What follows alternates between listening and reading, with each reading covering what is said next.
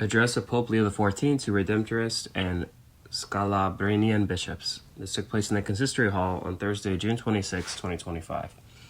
In the name of the Father, and of the Son, and of the Holy Spirit, peace be with you. Your eminences, your excellencies, reverend superiors, I'm happy about this meeting and find the occasion that generates it beautiful. A choice of two religious congregations to meet in dialogue with those brethren whose episcopal ministry they have given to the Church. This is an exchange that certainly enriches the bishops present, your communities, and the entire people of God, as the Second Vatican Council teaches. There's referencing Vatican II's Lumen Gentium, Article 7, and also the Congregation for Religious and Secular Institutes, Congregation for Bishops, Directives for the Mutual Relations between Bishops and Religious in the Church, Article 2.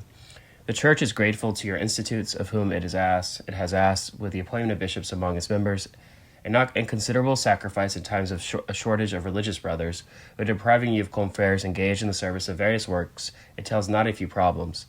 Perhaps the general will say something to me, and there was laughter. At the same time, though, it has given a great gift to your congregations, because service to the universal Church is the most beautiful grace and joy for any religious family, as your founders would certainly confirm. You in particular, Scalabrinian and Redemptorist religious, chosen and consecrated for service to the episcopate, and also to the cardinals, bring into your ministry the legacy of two important charisms, especially in our days: service to migrants and the evangelization of the poor and the distant.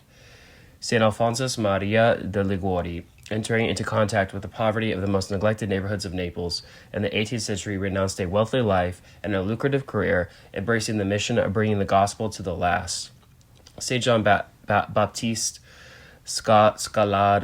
Scalabrini, a century later, was able to feel and understand the hopes and sufferings of the many people who left, leaving everything behind in search of a better future for themselves and their families in faraway lands.